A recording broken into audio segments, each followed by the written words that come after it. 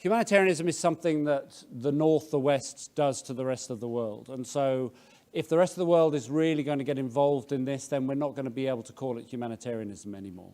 Humanitarianism is the label for a social practice which is about the intervention of the developed world in the developing world. And what we're really witnessing is something in many ways that's positive, which is we're witnessing decolonization. The beginnings of the emergence of serious resistance to a set of universal secular norms that have been exported via empire and then via the League of Nations regime and then via the United Nations and Western states for 150, 160 years. The period we're living through is the period of decolonization. And humanitarianism changing is part of that decolonization process. That's what I'm going to argue anyway. If you look at the critiques of humanitarianism historically, the critique from the left, the critique from the right, and in some sense the critique from below, all of them contain seeds of the critiques that we've worked through in various of the sessions this week, the last couple of days. The critique from the left, humanitarianism is just bourgeois ideology.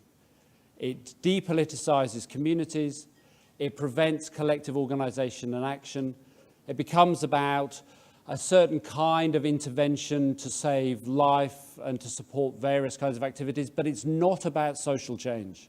It doesn't fundamentally change the structures of society. It's reformist.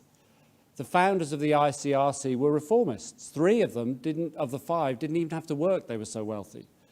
Okay, they were all Genevan Calvinist bourgeois philanthropists who were very interested in civilizing their own working class communities and more widely civilizing the margins of Europe at the time.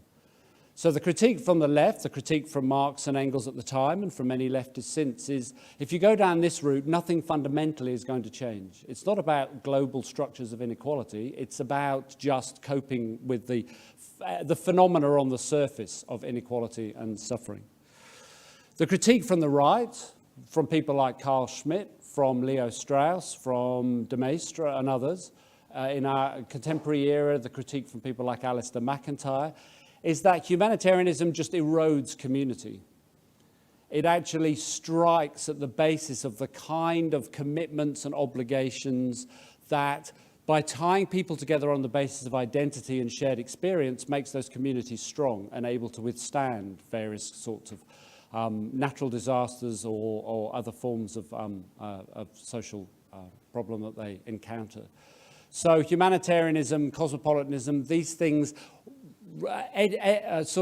they winnow away the basis of survival for communities, particularly communities in conditions of scarcity or communities which are vulnerable. Neither of those critiques would see what's happening to humanitarianism as necessarily problematic. And then you get the sort of critique from below, which is, as versions of both those other critiques in it, which is really, this is just imperial imposition. All we're really describing is the secular arm of what was once Christianity.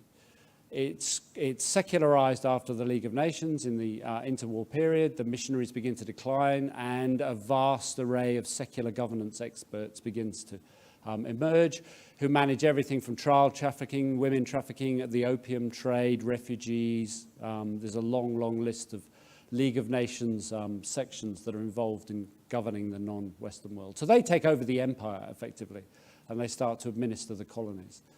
So the critique from below is, this is just more of the same. It's just done in a different kind of language. It's done in a development language. It's done in a human rights language. The first myth that I want to challenge today is the myth, therefore, that humanitarianism exists in some sense separately from the social relations in which it's embedded. This seems to me to be a foundational humanitarian myth.